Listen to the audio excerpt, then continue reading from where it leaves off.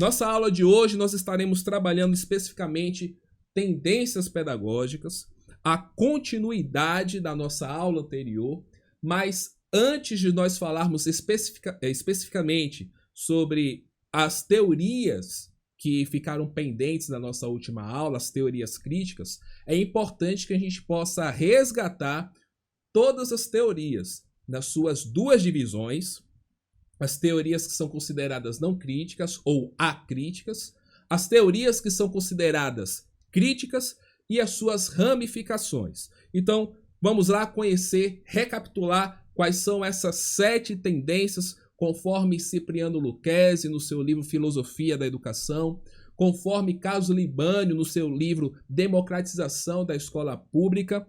São esses 2 livros que a maioria das bancas tomam como referência para a elaboração das provas, das questões. E o fragmento desses 2 livros já estão lá no nosso material virtual na sala do Google Sala de Aula, ok? Disponível para vocês. Além de outros recortes de apostilas para facilitar e complementar os seus estudos. Então vamos lá, nesse momento vamos recapitular quais são as tendências pedagógicas. Lembrando, de um lado nós temos as tendências consideradas acríticas, aquelas que trabalham para a domesticação dos sujeitos, tanto o professor como o aluno, e essas tendências são chamadas de tendências liberais. Do outro lado, nós temos as tendências críticas, ou seja, as tendências que humanizam os sujeitos, seja o professor, seja o aluno. Elas são chamadas de progressistas. São essas tendências progressistas que nós vamos trabalhar na noite de hoje.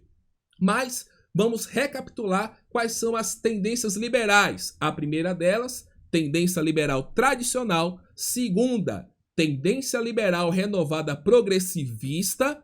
Para quem não estava na aula anterior, para quem não assistiu à gravação da aula, coloque aí uma observação. Tendência liberal renovada progressivista ou progressiva ou escola nova, ok? Essas 3 observações. Tendência liberal renovada progressivista, progressiva ou escola novista, escola nova.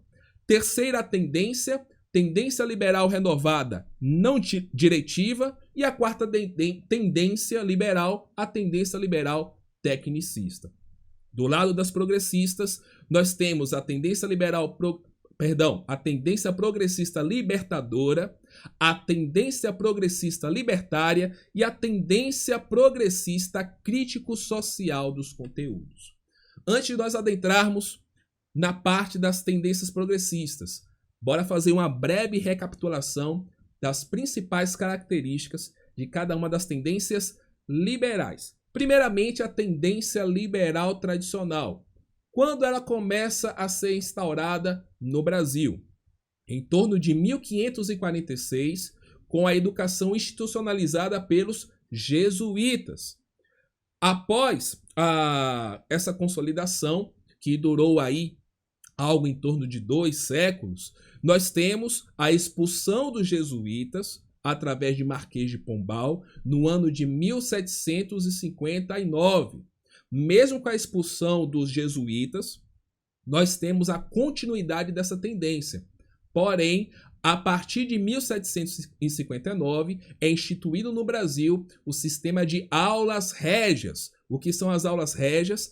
Aulas particulares, aulas que eram pagas pela coroa e os professores eram selecionados via concurso público. E essas aulas não eram destinadas para a população de modo geral. Era destinado apenas para a elite. E lembrando que essa aula régia, financiada pela coroa, ela demorava de ser efetivada por conta também do distanciamento entre a coroa e a colônia, mas, de um modo geral, a base era a mesma. Um ensino humanístico de cultura geral, trabalhando questões da filosofia, da teologia, questões das primeiras letras, do saber ler, do saber escrever, das 4 operações. E o foco no ensino humanístico de cultura geral era totalmente descontextualizado da realidade. O professor, ele tem um papel de expositor. O aluno, o papel de receptor de todo o conteúdo, de todo o conhecimento que era transmitido do professor para o aluno. Essa epistemologia nós vamos trabalhar na nossa aula de hoje, ok? Essa tendência ainda perdurou no Brasil por quase 4 séculos, por cerca de 4 séculos, até que no início do século XX nós temos aí uma ebulição de pensamentos e de correntes pedagógicas, correntes filosóficas, correntes sociológicas e psicológicas que contribuíram para uma renovação do entendimento do papel da escola, do papel do professor, do papel do aluno, só que ainda dentro desses moldes da teoria não crítica, da domesticação. É uma renovação, por isso leva-se esses nomes, as tendências renovadas, tanto a renovada progressivista, como também a renovada diretiva, porém, elas ainda são fomentadas dentro da teoria acrítica, dentro da teoria não crítica. Dentro dessa renovação que surge no início do século XX, nós temos a tendência liberal renovada progressivista, onde nós temos a influência de autores e pensadores como John Dewey, como Anísio Teixeira, Fernando de Azevedo, Montessori, Piaget, dentre outros, que começa a enxergar qual é o verdadeiro papel e função da escola. A escola passa a ter um papel fundamental para a constituição social. A criança não é mais vista como um adulto em miniatura. É necessário que os conteúdos sejam organizados de acordo com as experiências vividas pelos sujeitos, e o professor deixa de ser um mero expositor, e na tendência liberal renovada, tanto progressivista quanto a não diretiva, o professor é um facilitador do processo, ok? Do outro lado, mesmo sendo renovada, mas o que muda é o referencial teórico, o referencial que embasa também epistemologicamente essa tendência, é a tendência renovada não diretiva. A base epistemológica é a inatista, nós vamos falar sobre isso na aula de hoje, mas o principal autor, o principal pensador que trabalha essa tendência, que influencia a constituição dessa tendência, é Carl Rogers. Principalmente ele que traz a importância de se pensar os aspectos psicológicos. Então, os aspectos psicológicos têm que ter primazia acima dos conteúdos. Então, é necessário nós compreendermos a mente do aluno, a mente da criança, como a gente pode facilitar com que tudo que está dentro dela possa vir à maturidade. Então, a influência da psicologia é muito forte nessas tendências, principalmente a tendência liberal renovada não diretiva.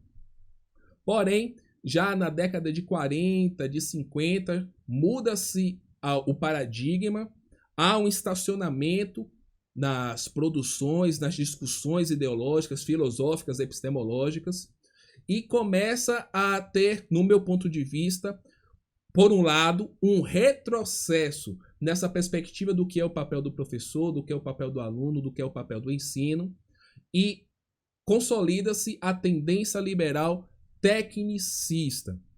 Ela inicia com suas influências mais evidentes na década de 50, mas ela ganha forças no Brasil justamente no período do regime militar. A tendência tecnicista foca a questão do comportamento, foca a questão dos processos, o destaque é a neutralidade científica. Então surge nesse momento o foco também na produção de materiais instrucionais para que o professor pudesse reproduzir esse material instrucional.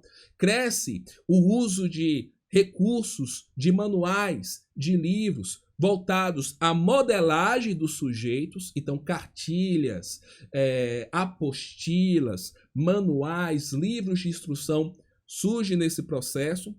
O planejamento ele necessita ser organizado em entrada, em saída e acompanhamento de desempenho, de eficiência e de eficácia. Então surge nesse momento a necessidade da padronização e objetivação do processo de ensino. E Dentro desse contexto, na parte da história do Brasil, nós temos como influência o Sistema S, SESI, SENAI, SENAC, que surge nesse período. Nós temos a presença muito forte dos telecursos, porque o principal foco do período é, de fato, a educação profissionalizante. Tanto é que o grande marco foi a Lei de Diretrizes e Bases, fundada no ano de 1971, que traz essa marca, esse ensino técnico, esse ensino profissionalizante, que consolidou a tendência liberal tecnicista. Nós vamos falar da epistemologia no segundo momento da nossa aula, certo? E agora nós vamos trabalhar com as teorias críticas. Dentro das teorias críticas, chamadas de tendências progressistas, nós temos 3 tendências. Tomem cuidado com os nomes, principalmente com os 2 que são muito próximos, porém possuem linhas diferentes. Quais são esses nomes? Primeiro, a tendência progressista ou pedagogia libertadora, a pedagogia ou tendência progressista libertária e, por fim, a pedagogia histórico-crítica ou crítico-social dos conteúdos. Tome muito cuidado com a libertadora e a libertária, que possui ênfase, foco totalmente diferenciado, embora tanto uma quanto a outra visa a emancipação dos sujeitos, a valorização e humanização de todos os sujeitos, tanto o professor como também o aluno. Vamos agora saber as características principais de cada uma dessas tendências. Primeira tendência, tendência progressista libertadora. Quando nós falamos de tendência progressista libertadora, olha o finalzinho, olha o sufixo, estamos falando de Paulo Freire. Já anota logo aí. Tendência progressista libertadora, estamos falando de quem? De Paulo Freire, pedagogia da libertação, pedagogia libertadora. Estamos falando de Paulo Freire. Paulo Freire defendia a autogestão pedagógica e o anti-autoritarismo. Ele criticava ferreamente o modo como a educação estava sendo trabalhada, principalmente naquele período de implementação e efetivação da tendência tecnicista, onde a escola, de modo geral, ela não tinha autonomia, não poderia produzir seus conteúdos, não poderia gerir seus conteúdos, até porque tudo vinha de cima para baixo. O professor, ele perde seu protagonismo na tendência tecnicista e vira apenas um executor.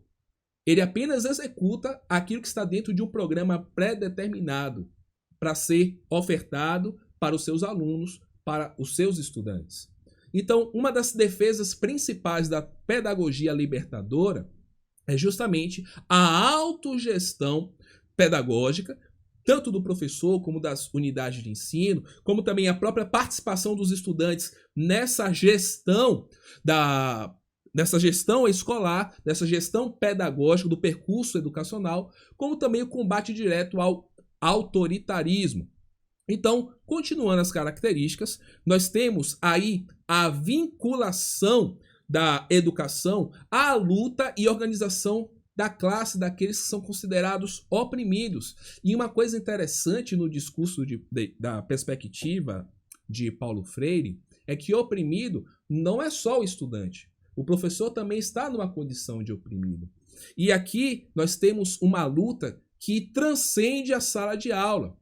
Aqui é a luta para a organização das classes, principalmente as classes oprimidas, para que elas possam, uma vez organizadas, refletir sobre a sua situação de oprimido, perceber essa situação de oprimido, rejeitar toda forma de opressão que está sofrendo, para criar estratégias para a sua emancipação, para a sua libertação. Por isso o nome Pedagogia Libertadora. E até os livros de Paulo Freire, nós que somos educadores, independente da licenciatura, praticamente é leitura obrigatória os livros de Paulo Freire. Pedagogia do Oprimido, Pedagogia da Libertação, a importância do ato de ler e tantos outros títulos obras de Paulo Freire que são voltadas dentro dessa perspectiva da autogestão pedagógica, o combate à opressão, a organização de classes, das classes oprimidas, a organização dessas classes para o reconhecimento da sua condição, rejeição dessa condição e enfrentamento dessa condição, para que promova a sua emancipação social, para que ele deixe a sua condição de oprimido e passe para uma posição de libertação, de emancipação. Guarde essas palavras-chave. Continuando, o saber mais importante para o oprimido, seja o professor, seja o aluno, ou seja, aquele que está debaixo de um regime autoritário. Então, o ponto mais importante, o saber mais importante desse indivíduo é a descoberta da sua situação de oprimido, a condição para se libertar da exploração política e econômica através da elaboração da consciência crítica, passo a passo com sua organização de classe. Por isso, e esse é um destaque importante para a questão de concurso, a pedagogia libertadora não está presa às 4 paredes da sala de aula, certo? E esse é um diferencial da pedagogia libertária, que nós vamos ver daqui a pouco. A pedagogia libertária, o foco dela é o espaço escolar, a educação institucionalizada. A pedagogia libertadora de Paulo Freire, ela transcende o espaço escolar. Por isso que ultrapassa os limites da pedagogia, situando-se também no campo da economia, da política e das ciências sociais.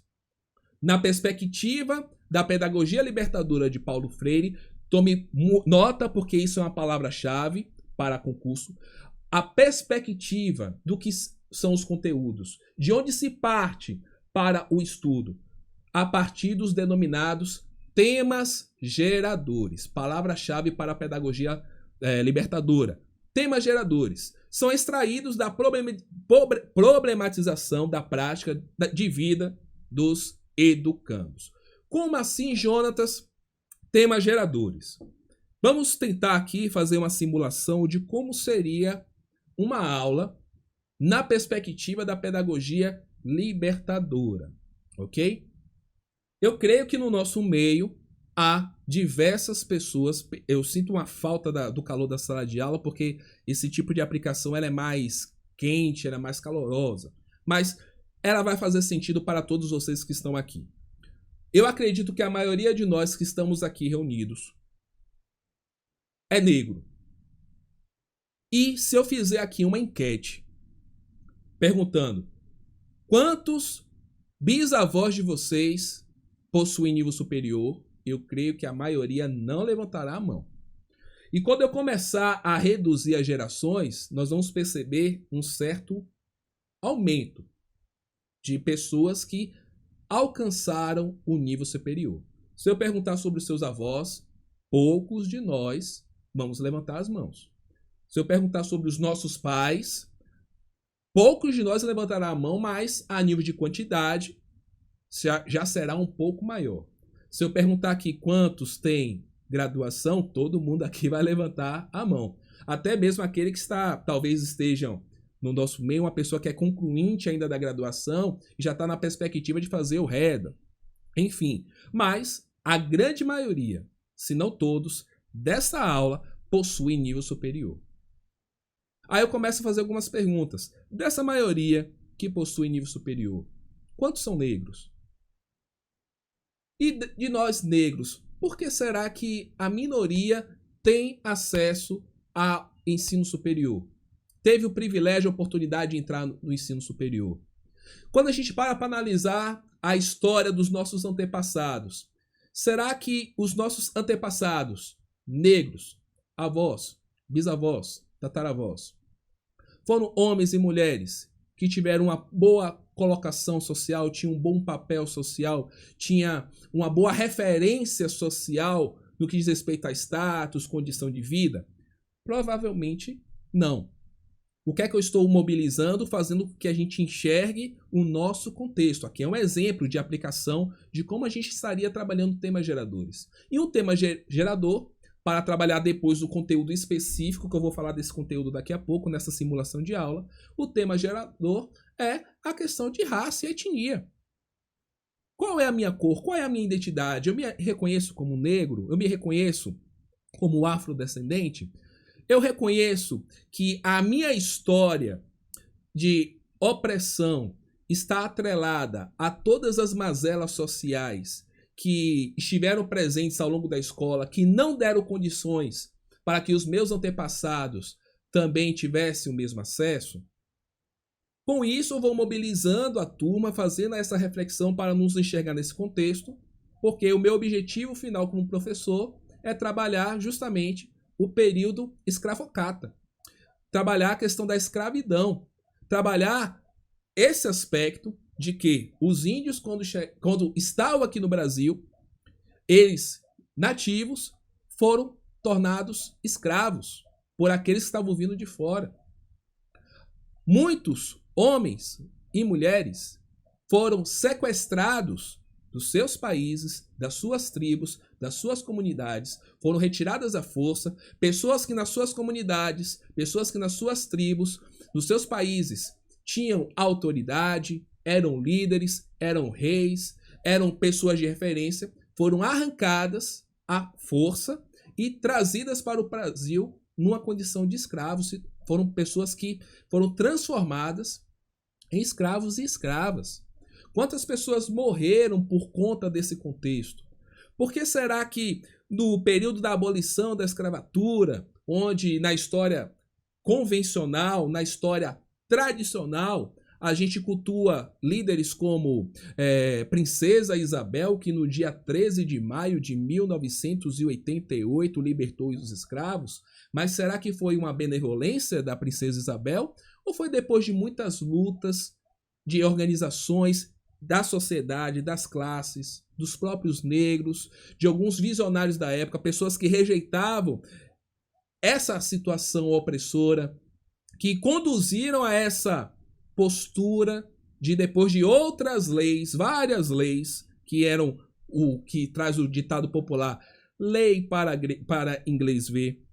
Depois de muitas leis, de fato, veio essa lei para abolir a escravatura. Mas quais foram as condições dadas para aqueles homens e mulheres negros e negras que, uma vez libertos, não tinham espaço para trabalhar, não tinha espaço para aprender, não tinha espaço para produzir, não tinha espaço para morar?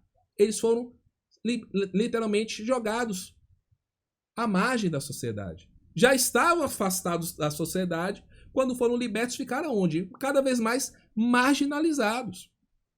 Então, perceba que um conteúdo específico, sistematizado, um conteúdo que faz parte do currículo escolar, eu começo a trabalhar ele, mas trazendo um tema gerador para chegar até ele e fazer com que o sujeito se enxergue nessa condição, para que ele também possa criar estratégias para a sua emancipação. Então aqui um pequeno passeio de como seria um possível tema gerador para trabalhar na ponta um determinado conteúdo que faz parte da maioria dos currículos escolares. Voltando, então, dentro dos conteúdos de ensino, nós temos os temas geradores. E a forma do trabalho educativo é o grupo de discussão, outra palavra-chave. Os conteúdos são gerados a partir dos temas geradores. E a didática, a forma de trabalho, é organizada através de grupos de discussão, a quem cabe autogerir a aprendizagem, definindo o conteúdo e a dinâmica das atividades. Além disso, o relacionamento entre o professor e o aluno é uma relação dialógica. Guarde também essa expressão. A pedagogia de Paulo Freire prega a dialogicidade. É uma pedagogia dialógica. Então, há uma troca simultânea entre o professor e o aluno. E ambos constroem conhecimento. Ambos estão produzindo a aprendizagem, um com o outro. No diálogo como método básico, a relação é horizontal, onde educador e educandos se posicionam como sujeitos do alto do ato de conhecimento. A principal motivação da aprendizagem se dá a partir da codificação de uma situação-problema. Uma situação-problema que gera o tema gerador para ser trabalhado nos grupos de discussão. Olha aí a linha, olha o processo. Uma situação-problema que vai ser trabalhado como tema gerador dentro dos grupos de discussão. Olha a sequência metodológica. O aprender é um ato de conhecimento da realidade concreta, isto é, da situação real vivida pelo educando, e só tem sentido se resulta de uma aproximação crítica dessa realidade. Além disso, meus queridos, nós temos que a pedagogia libertadora de Paulo Freire, ela visa, acima de tudo, fazer com que o aluno possa ter o contato direto com o conhecimento. Prestem bem atenção nesse pequeno vídeo que eu vou mostrar para vocês. Poucos de nós tivemos a oportunidade de ver o próprio Paulo Freire falando, e aqui nós vamos ver um testemunho de Paulo Freire sobre como ele enxerga o olhar das crianças, o olhar do adulto, o olhar do educando que começa a se apropriar do processo de educação como forma de reconhecer o universo que está ao seu redor. Com vocês, para quem nunca ouviu Paulo Freire falar, apresento-lhes Paulo Freire. E foi aqui nessa sala que o Joaquim se levantou um dia durante o processo da busca, da pesquisa, e foi ao quadro negro, apanhou o giz e escreveu Nina. E quando acabou de escrever Nina, ele deu uma gargalhada nervosa que quase não terminava. E eu disse: Joaquim, que passa, que há contigo? E ele riu, olhou para mim e disse: puxa, Nina é o nome de minha mulher. Quer dizer, eu hoje ainda me sinto profundamente emocionado pela significação simbólica. Eu percebia nos olhos deles, nas caras deles, uma espécie de alívio centenário. É como se estivessem sacudindo para fora uma pedra de cima do ombro que há séculos repousava neles. E percebi o gosto da briga, o gosto da luta para superar o obstáculo.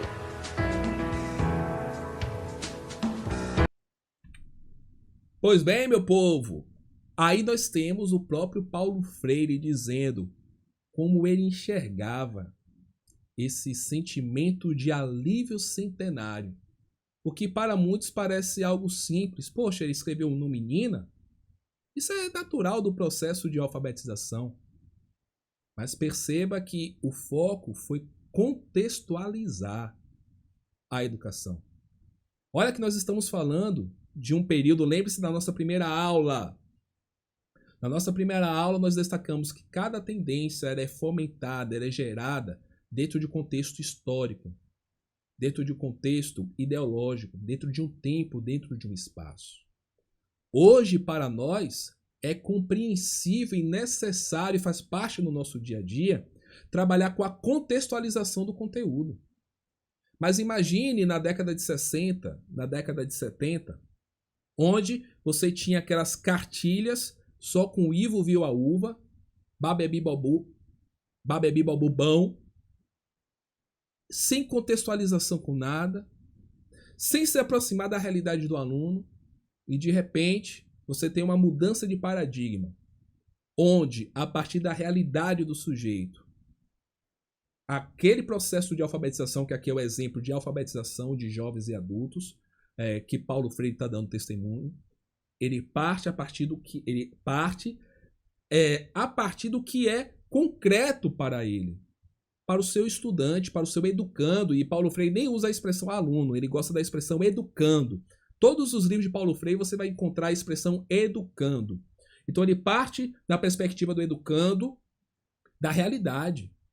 Então perceba que esse testemunho de Paulo Freire, a palavra Nina estava refletindo a primeira vez que um senhor estava vendo, lendo, escrevendo e interpretando o nome da esposa dele. Não sei lá quantos anos ele era casado com a Nina, mas digamos que ele tenha 10, 20, 30 anos de casados. Pela primeira vez na história da relação dos dois, ele escreveu, leu e entendeu o nome da esposa dele. Então, é essa ideia que precisamos também trazer para a nossa prática. Trazer algo que faça relação com a nossa vivência.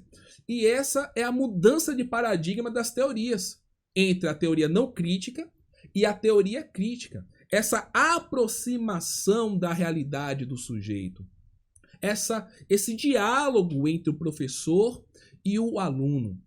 É essa relação que faltava diante de tantos avanços, de tanta renovação que estava tendo, mas faltava essa importância. Faltava o aspecto da luta de classe, faltava o aspecto da emancipação dos sujeitos, faltava o aspecto da aproximação da relação entre o professor e o aluno. E quem traz isso, nós temos aí como pioneiro no Brasil, a pedagogia libertadora de Paulo Freire. E agora nós vamos para a pedagogia libertária. Essa talvez seja um pouquinho complexa de se entender. Até porque aqui no Brasil, nós não temos grandes exemplos de escolas que trabalham nessa perspectiva. Mas eu vou trazer para vocês um exemplo de uma escola em Portugal que trabalha dentro da tendência progressista libertária. É uma escola que muitos de nós já ouvimos falar na universidade. Mas a gente vai ver um trechinho de como funciona essa escola para que todos vocês possam compreender e distinguir a pedagogia libertária da libertadora. Então, dentro da tendência progressista libertária, nós temos um principal destaque que é o papel da escola.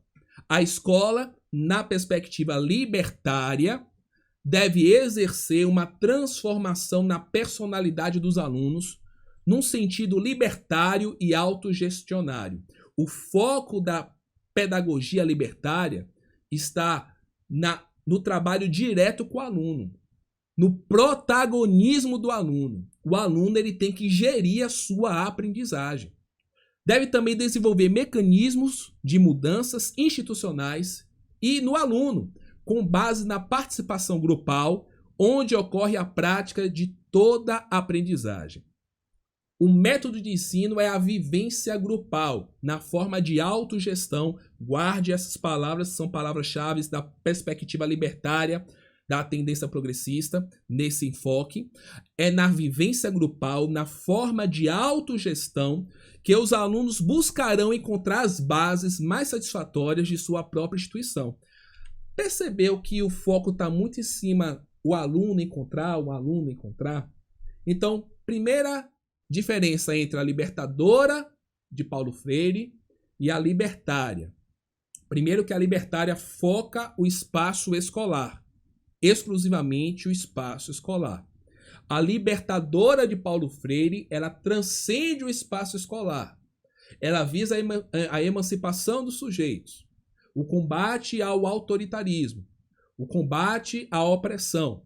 A libertária, foco espaço escolar, foco principal, autogestão do aluno por meio da vivência grupal.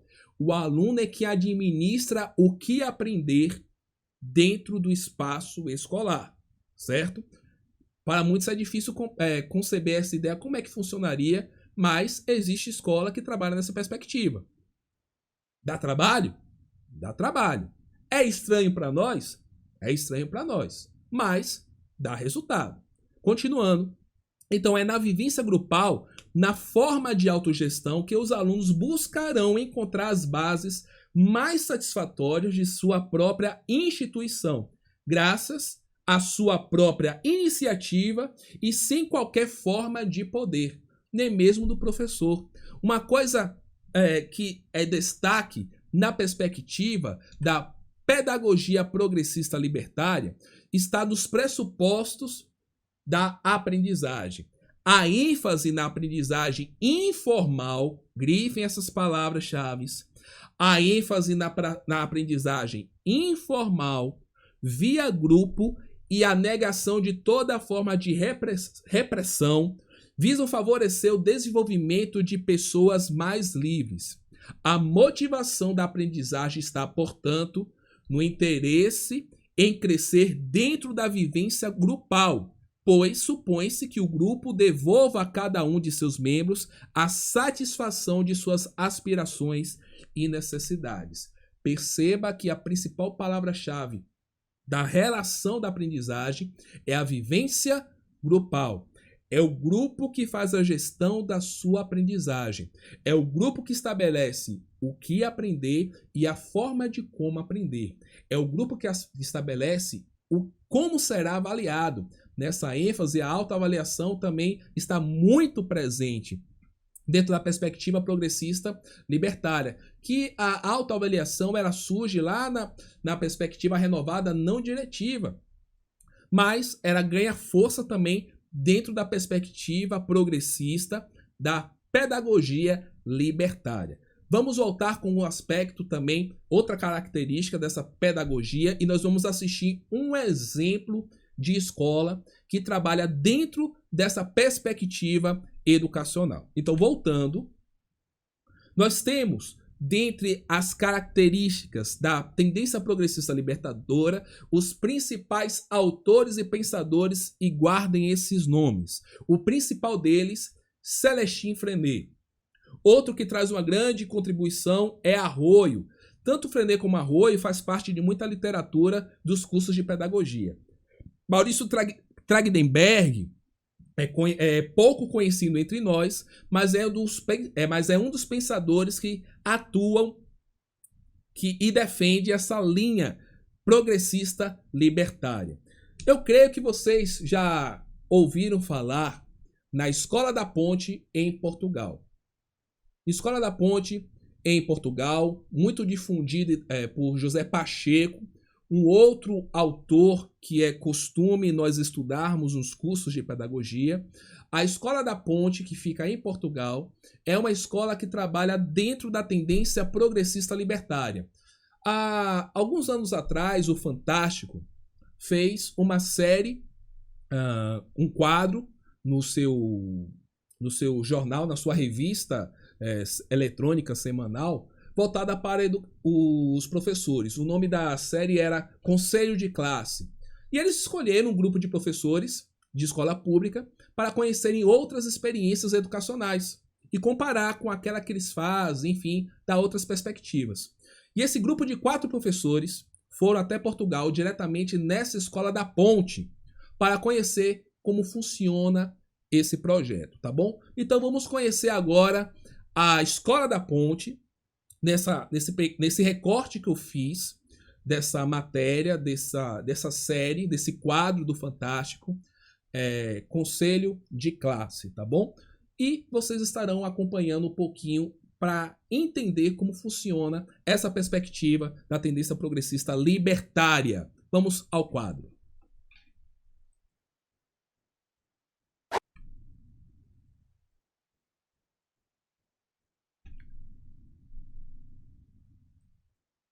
Eu gosto de ser diferente. Quem escreveu isso aqui provavelmente foi aluno, mas professor também gosta de ser diferente. Aliás, professor gosta de fazer a diferença. E esses 4 que a gente acompanhou no Rio de Janeiro em 2011 fizeram muita diferença e vão fazer ainda mais, porque a gente trouxe eles aqui para a Escola da Ponte em Portugal para buscar um pouco de inspiração. Vamos ver? O sistema da escola é complicado de entender, mas a gente explica com a ajuda dos nossos pequenos guias, Joana e Zé Miguel. Nós vamos começar a nossa visita. Vamos começar por... A Escola da Ponte tem uma proposta radical. Os alunos estão divididos não em ano letivo como no Brasil. Eles são colocados em um dos 3 ciclos que juntos correspondem ao ensino fundamental. É parecido com fazer faculdade. Você tem um currículo a ser cumprido e se organiza para dar conta de tudo. A diferença é que eles são crianças. A ousadia da Escola da Ponte é justamente essa: dar a liberdade para que eles definam o caminho que vão percorrer. Não precisamos dos professores para nos dizer, para nos dizer o que é que nós vamos fazer hoje, o que é que nós temos que trabalhar. A cada 15 dias, o aluno escolhe o conteúdo que vai trabalhar. O objetivo é que os miúdos aprendam a ter autonomia. Na Escola da Ponte, não existem provas como no ensino tradicional. Como funciona o processo de avaliação aqui na escola? Nós, em conjunto com o professor da disciplina, escolhemos como é que queremos fazer a avaliação. Se vocês não quiserem fazer uma avaliação escrita, não precisa. Você pode escolher o método que melhor se encaixa no seu perfil. Falamos com o professor e escolhemos. Ernesto gostou tanto que já se envolveu na atividade. Até deu aula para um dos estudantes da Ponte. Um dos dias mais felizes, eu acho, da minha vida. Estou gostando muito.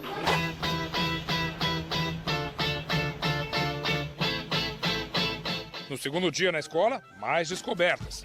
Neste mural, alunos colocam seus nomes em listas, dizendo se precisam da ajuda dos colegas em alguma matéria.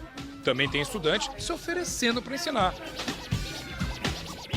Os alunos formam grupos e sentam em mesas comunitárias. As crianças são de idades diferentes e estudam aquilo que escolheram naquele dia.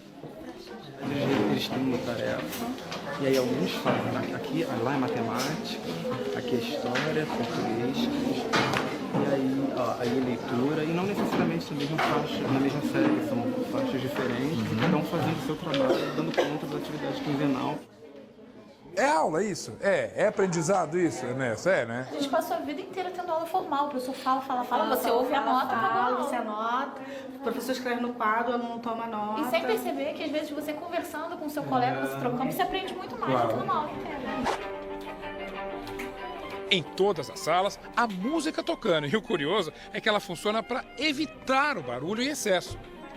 E nós trabalhamos com música que é para regularmos o barulho. Quando deixamos de ouvir a música é porque está muito barulho. Peraí, a professora quem ergue o dedo para falar?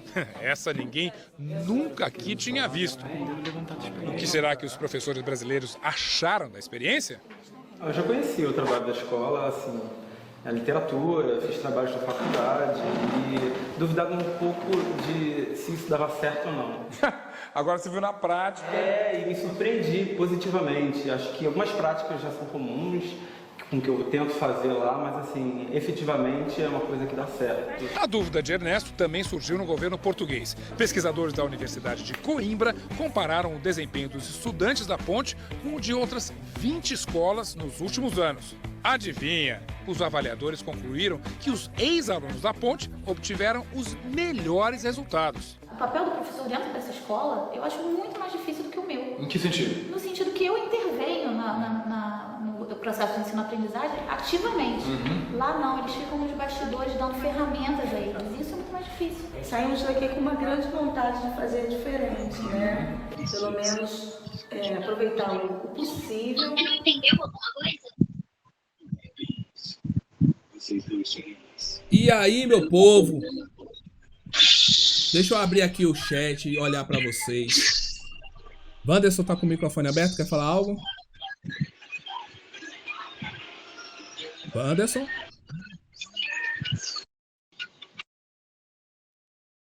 Não. Me digam aí, pessoal, o que é que vocês acharam dessa escola, rapaz? Vocês acham que é viável fazer uma escola dessa aqui no Brasil? Coloque aí no chat. Você já conhecia a Escola da Ponte? Quem já conhecia, dá um sim aí no chat. Quem já conhecia a Escola da Ponte? João Rafael já. Fernanda, Maria Aparecida.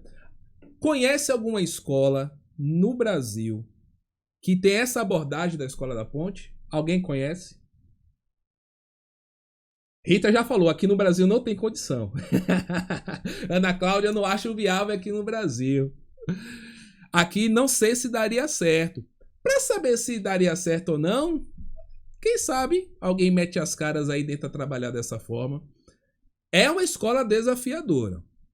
Porque é uma mudança de paradigma gigantesca. Porque, primeiro, vamos pensar nos diversos aspectos. Primeiro aspecto do planejamento. Essa escola tem que estar organizada no seu projeto político-pedagógico, no seu currículo, nos seus planos de curso, nos seus roteiros, de uma maneira tão fechada, tão orquestrada. Quando eu falo fechada, não quer dizer engessada, não. Mas tão amarrada para que, independente do percurso que o aluno queira seguir, ele possa dar conta de concluir tudo que é necessário para que ele avance para a etapa seguinte, para que ele avance para o segmento seguinte, para que ele possa avançar para a próxima etapa da educação básica, para outro nível da educação.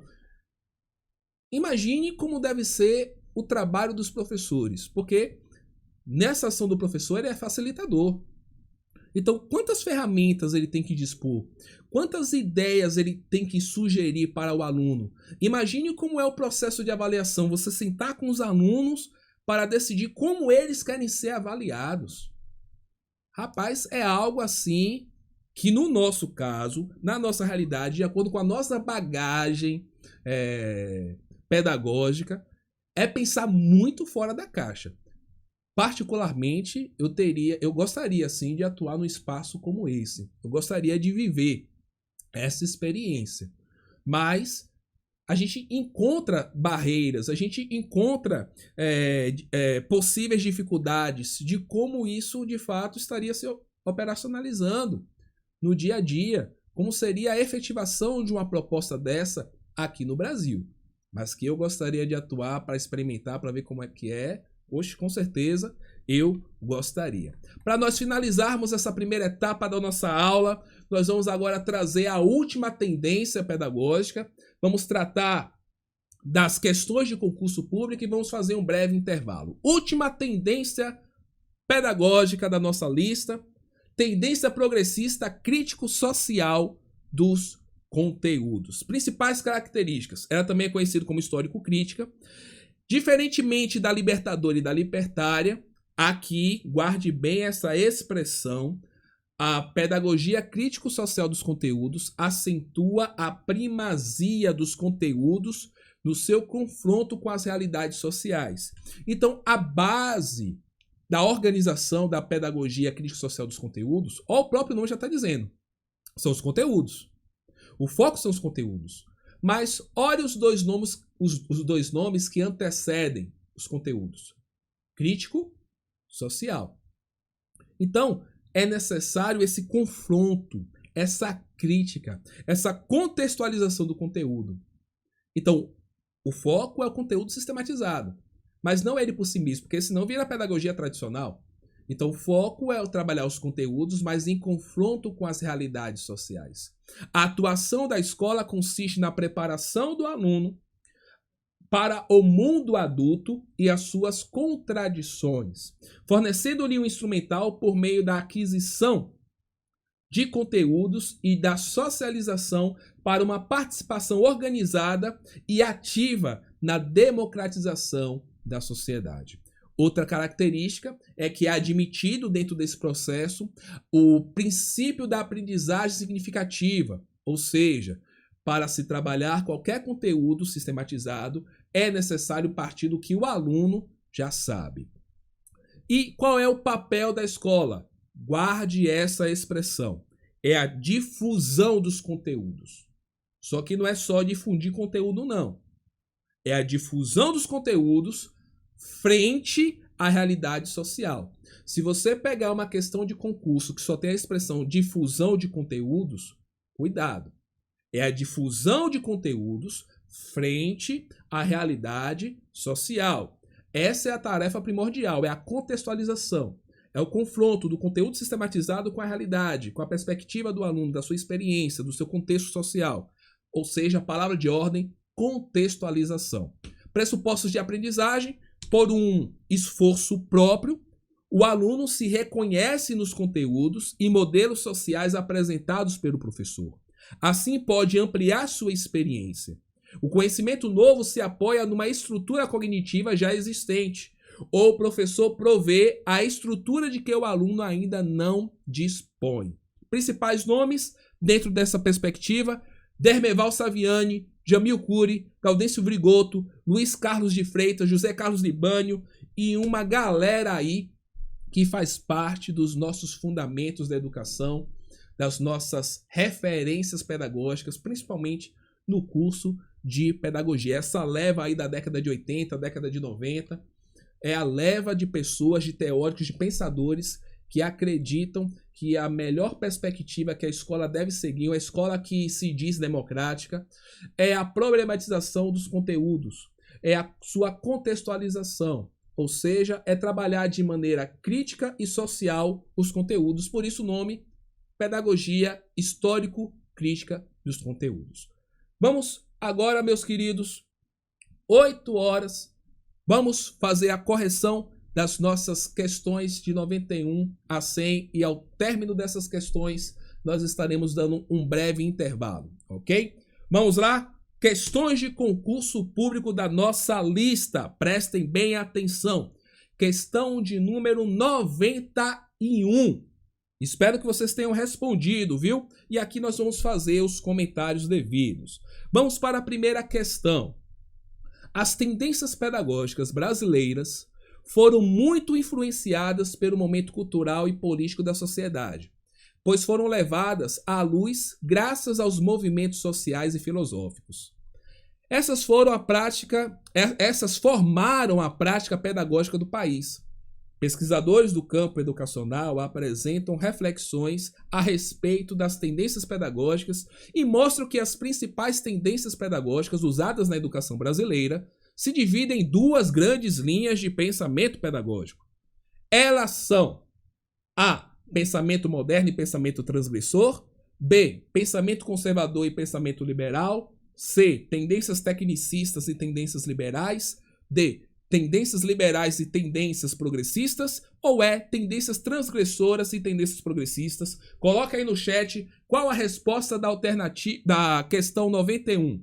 A, B, C ou D. Maria Aparecida já marcou. Bruna também marcou. A opção correta, gente, Rita Ferreira, letra D, Jamile, letra D, Fernanda, letra D. Espero que vocês não tenham respondido por causa do gabarito, viu? Mas, como vocês estudaram e o professor de vocês é top, resposta certa, letra D. Tendências liberais e tendências progressistas. Meus queridos, lembre-se do que eu falei na primeira aula. Só o fato de vocês saberem quais são as tendências, as 2 gerais e as 7 específicas, já é uma possibilidade de ser uma questão de concurso. Então é importante, é crucial que você reconheça as tendências não críticas, as tendências críticas, as tendências liberais e as tendências progressistas. Vamos para a questão 92. Questão 92. São consideradas tendências pedagógicas liberais A, B, C ou D? João Rafael já marcou a letra, mas quem? Vamos lá, meu povo. Bruna, lembrando que essa questão nós já até trabalhamos na nossa primeira aula, naquele exemplo que eu dei. Muito bem, Rita, muito bem, Jamile, confirmando o gabarito, letra A, tendência tradicional e a tendência tecnicista. Questão 93. São exemplos de tendências pedagógicas progressistas. Vamos lá, meu povo. Qual a alternativa? Libertadora, libertária e a crítico social dos conteúdos. A libertária, a renovada e a crítico social dos conteúdos. A letra C, crítico social dos conteúdos, a tecnicista e a renovada não diretiva. A tradicional, libertária e a tecnicista. Ou a renovada não diretiva e a tecnicista. Muito bem, a galera marcando em peso. Alternativa A, libertadora, libertária e crítico social dos conteúdos. Vamos começar agora a elevar a complexidade das nossas questões. Questão 94. Considerando as tendências pedagógicas, é correto afirmar aqui a necessidade de conhecermos bem cada ênfase das 7 pedagogias, das 4 liberais e das 3 progressistas. Alternativa A, pedagogia tradicional. Foco sobre o conhecimento e valores sociais acumulados pela humanidade e na exposição e demonstração verbal da matéria. B, renovada progressiva. Adequação das necessidades individuais ao meio social por meio da instrução programada. Letra C, renovada não diretiva. Educação centralizada no professor que garantirá um relacionamento de respeito. D, tecnicista. Modeladora do comportamento humano através de técnicas autogestionárias específicas. Letra E, crítico social dos conteúdos. Difusão dos conteúdos culturais universais que são incorporados pela humanidade. A maioria já está marcando a letra A. Muito bem. Agora, antes de eu avançar para a próxima, Talvez tenha no nosso meio pessoas que ficaram com dúvida em algumas questões. Deixa eu explicar por que as outras são erradas. Vamos pegar primeiro a letra B. Renovada progressiva. Olha o nome que eu falei, gente. Lembra dos 3 nomes que podem vir para essa tendência? Progressivista, progressiva ou escolar novista. Guarda esses 3 nomes. Aqui veio progressiva. Renovada progressiva. Adequação das necessidades individuais ao meio social por meio da instrução programada. Isso, gente, é tecnicismo. Tendência liberal tecnicista, ok? Letra C. Por que a letra C está incorreta? Educação centralizada no professor. Renovadora não diretiva? Jamais. Na renovada não diretiva, a educação é centrada no aluno. O professor é um facilitador, tá ok? Por isso que a letra C está incorreta. Letra D. Por que está incorreta? A tecnicista modeladora do comportamento humano, com certeza. Através de técnicas autogestionárias específicas? De maneira alguma, porque tudo que era relacionado à instrução já era determinado. O professor era apenas um executor. Não há autogestão em tendência tecnicista. Letra E. Por que a letra E está errada? Muita gente poderia estar em dúvida entre a letra A e a letra E. Letra E. Crítico social dos conteúdos. Difusão dos conteúdos culturais universais que são incorporados pela humanidade. Jonatas, está lá no livro de Libânio que a perspectiva dos conteúdos, dentro da crítica social dos conteúdos, é a difusão dos conteúdos culturais. Só que faltou uma coisa. O quê? Frente à realidade social. Em confronto com a realidade social. Ou seja, o elemento da contextualização. Então, eles pegaram uma afirmativa que é correta na perspectiva da crítica social dos conteúdos, mas deixaram ela incompleta. Por isso que a letra E é invalidada, ela é incorreta, porque faltou frente à realidade social. Cuidado com esses detalhes, viu, gente? Muito cuidado com esses detalhes. Vamos para a questão 95. Em relação às tendências pedagógicas, assinale a opção correta. Galera que está reclamando se está turva a imagem, confere aí a sua internet. Também talvez seja a sua conexão. Voltando, em relação às tendências pedagógicas, assinale a opção correta.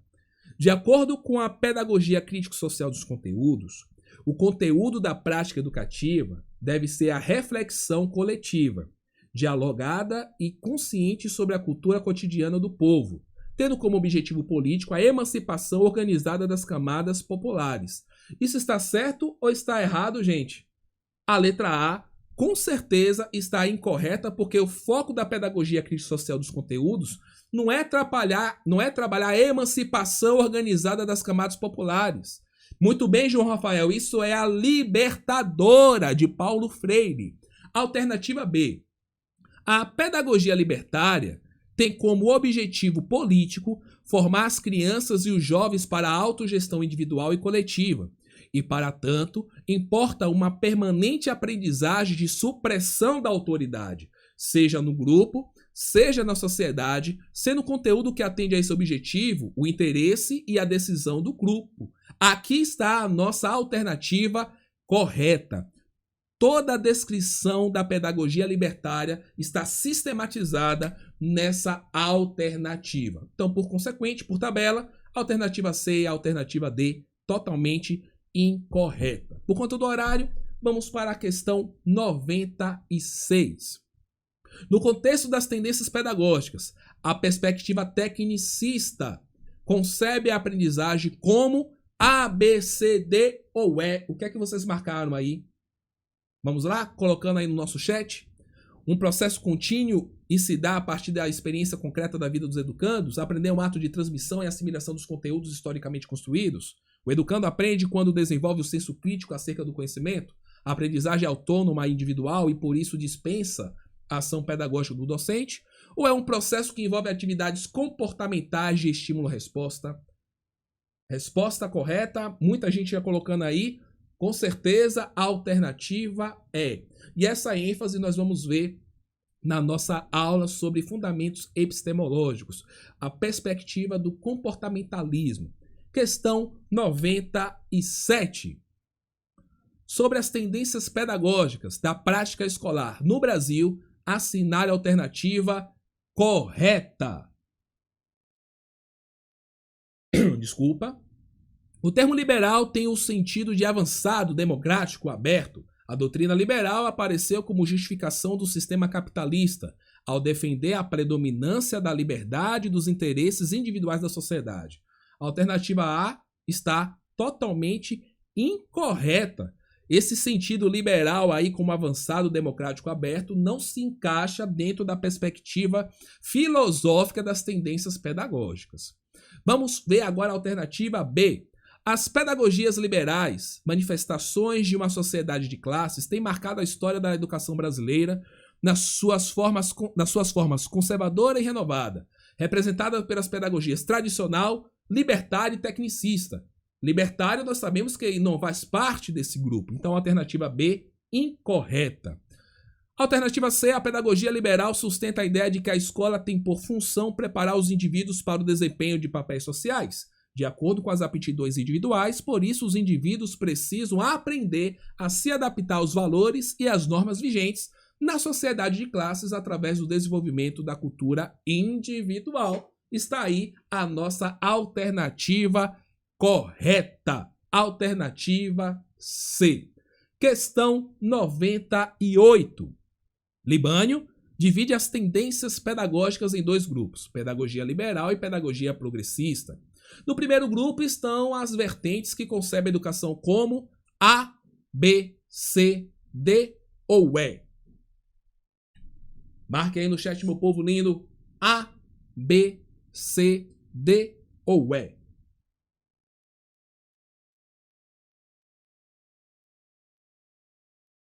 Essa o pessoal demorou de marcar. Será que gerou dúvida?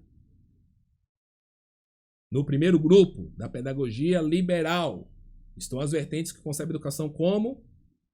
Gerou dúvida, hein, Ana Cláudia? Muito bem. Vamos analisar cada alternativa. Eu começo de cima para baixo ou de baixo para cima? Vou começar de baixo para cima para alterar. Ação que visa a interação entre o meio cultural, social e natural e educando, sendo o professor mediador. Com certeza isso aí não é pedagogia liberal.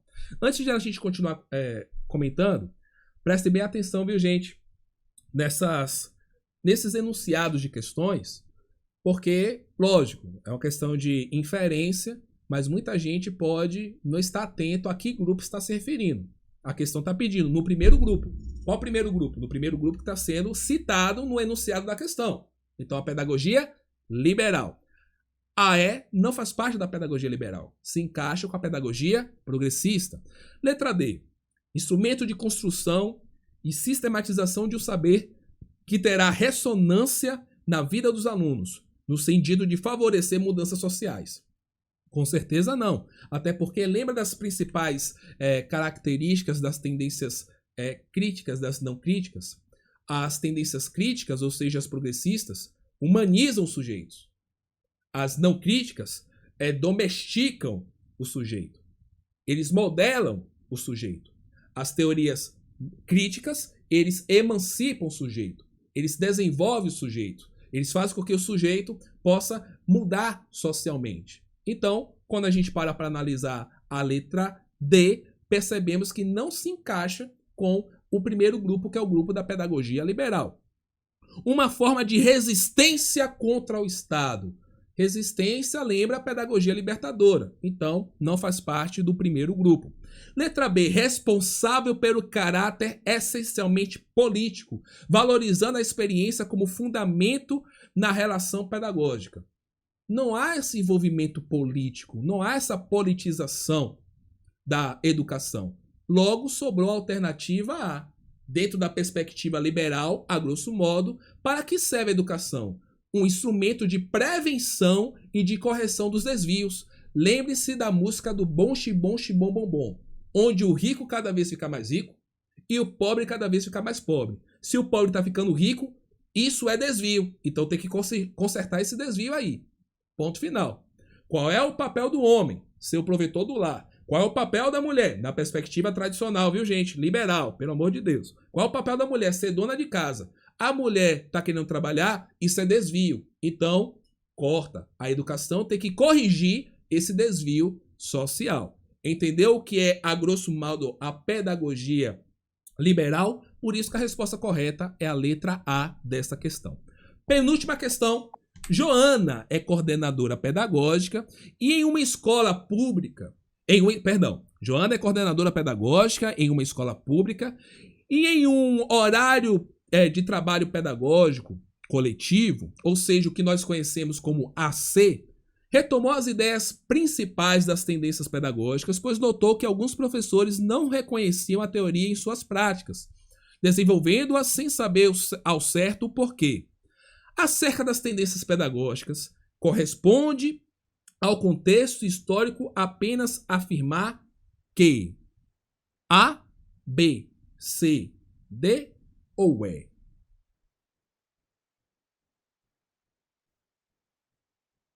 Rogers é o inspirador da tendência liberal tecnicista, em que há afetividade na relação professor-aluno. Verdadeiro ou falso? Letra A, totalmente falso. Totalmente falso. Rogers é da pedagogia renovada não diretiva. A tendência progressista libertadora, Paulo Freire, tem como pressupostos de aprendizagem que a assimilação da criança é igual à do adulto. Jamais Paulo Freire ia defender uma ideia como essa. Essa ideia de aprendizagem, o aluno, a criança, tem o mesmo modo que aprender, mesma forma de aprender do adulto, é pensamento da tendência liberal tradicional. Então, letra B, incorreta. Letra C. Na tendência progressista libertária, Escola da Ponte. Então, lembre-se, libertária e Escola da Ponte. As matérias de estudo não são primordiais. Os conteúdos são provenientes das necessidades e interesses do grupo. Letra C. Mais uma vez aí, a pedagogia libertária marcando o seu território. Última questão de hoje, desse bloco de tendências pedagógicas, a gente encerra esse primeiro tópico e a gente já vai avançar para o próximo tema, dando um intervalozinho, é claro, para a gente beber água. O desenvolvimento histórico das concepções pedagógicas no Brasil passa por diferentes tendências que sobrevivem umas com as outras durante décadas. Considerando essa informação, assinale a alternativa correta. A tendência tradicional apresenta como método pedagógico aquele que parte da prática social. Logo de cara, a gente desconsidera, porque pedagogia tradicional não parte da prática. O foco nos conteúdos, nos conhecimentos historicamente produzidos. Ponto final. Ensino humanístico de cultura geral. Esse é o foco da tendência tradicional, ok? O movimento de alfabetização iniciado por Paulo Freire é caracterizado pela tendência histórico-crítica. Jamais. Paulo Freire, pedagogia libertadora. A pedagogia católica brasileira, desde os jesuítas, sempre foi tradicional. Ô, gente, isso aqui é de um preconceito com as escolas católicas. Rapaz, não é que sempre foi tradicional, não. Isso aí é preconceituoso, essa fala, viu? Viu, seu menino? Então, letra C tá incorreta, viu? O movimento da escola nova surgiu no Brasil na década de 1980. Misericórdia, escola nova. No Brasil, grande marco foi o Manifesto dos Pioneiros da Educação Nova, em no período de 1930, na década de 30 do século passado. Então, por eliminação e por obviedade, resposta correta, letra E. A pedagogia histórico-crítica concebe a educação como mediação da prática social.